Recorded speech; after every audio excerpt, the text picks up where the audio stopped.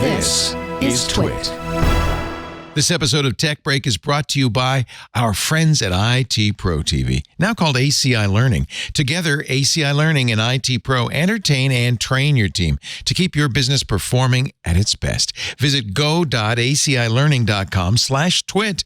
TWiT listeners who complete the form can receive as much as 65% off an IT Pro Enterprise Solution plan. You'll get the proper quote based on the size of your team. Janko's big scoop. Amazon is ditching Android for Fire TVs and smart displays. What? Yeah. So what are they going to? They have been developing their own operating system in-house.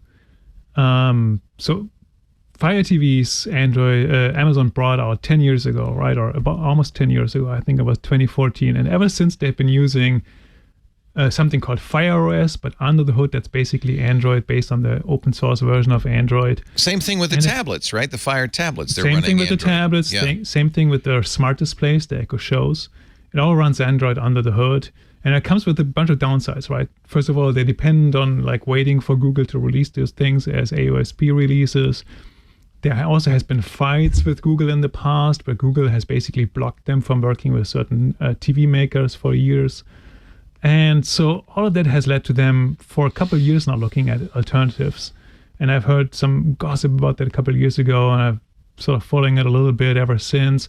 And now they really seem to be very close. And I've talked to folks that told me the first device running this new operating system may come out as early as next year. And it's a Linux-based operating system. It's very web forward. They're going to use React Native for developers to build apps for this system. They're going to have a Fire TV device out next year, but the plan ultimately is to move all of their devices towards the new operating system and ditch Android altogether. And so that's tens of millions of devices, eventually hundreds of millions probably. So Fire TV alone, Amazon shipped, I think, 50 million devices. So the sticks, the pucks, whatever they have, TVs with Fire TV built in, they will ship 50 million in a little over a year last year. So you can imagine once they start shifting all of this to this new operating system, they're quickly going to have tens of millions of devices running a completely different operating system out there. Do they don't pay Google for the use of open source Android, though, do they? So it's not a revenue loss for Google. It's not a revenue loss for Google, and one could argue that Google might actually prefer it, even though I'm not entirely sure. But there was always friction because Google doesn't like people to use forked versions of Android. Right. They're putting it out there, but they have all these requirements. So if you're a device maker, if you make phones running Google's Android, or if you're making TVs running Google's Android, you have to agree to these anti-fragmentation requirements. And in fact, that's one of the things that's brought the DOJ lawsuit against Google is those restrictive covenants if you use Android. And so that has been a sticking point for a long time, and was a reason that for a long time you could only buy Fire TVs from really obscure manufacturers, and they weren't able to bring it to TCL, they weren't able to bring it to Hisense for a number of years because Google was basically blocking these companies and saying, if you work with Amazon, you can't use our stuff anymore on TVs or on phones or on anything else. And so that scared anybody away and really depressed Amazon's sort of market share there. You know who's going to be hurt by this? I think of two parties.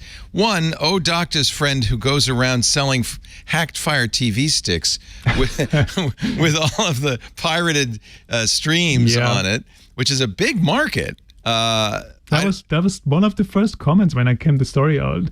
Everybody else was kind of like, oh, this is interesting. It's going to be Linux. It's going to be fun, maybe.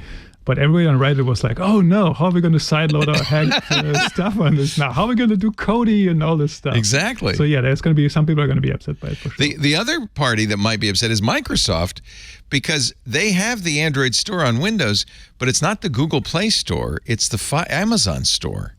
And I think if Amazon has a weakened interest in promoting an Amazon Android store, that could be an issue. The story is that Microsoft went to Google and Google said, no, you can't do that. So they went to Amazon and got the store from Amazon. But that's how you get Android apps on Windows right now, is through the Fire store. So we'll watch that with some interest. See, that's a good scoop. I like it. Yeah, it's probably the Love biggest it. story I had so far. I mean, So Vega is the new OS? I always get sort of nervous the when companies code name. build their own OSs. I mean, that's wow. Okay.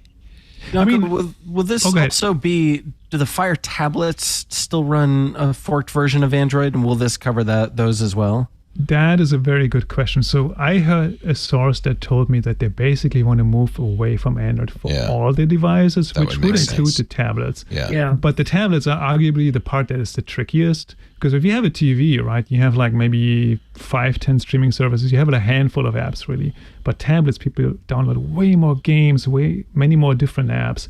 So transitioning all of that, I imagine, would be very challenging. Now, pure speculation on my side, but I would imagine that there might be ways to work around that. Maybe run Android apps on a virtual machine, kind of like you can run Android apps on a Chromebook, where it's not really an operating system, Chrome, but you can still run Android apps on it. So there might be some workarounds in a transition time, but I am not entirely sure how that's going to look like for those types of devices. Amazing. We should point out, as you do in your article, that Fire TVs run on Fire OS 7, which is based on Android 9, and we're currently at 14. I bet you it cost Amazon a lot of money to keep these things secure. It would kind of make sense, as expensive as it is to do your own OS, that they might want to move They have been to always in something. this follower position, yeah, for sure. So for them to have their own thing and just release without any regards for whatever Google does.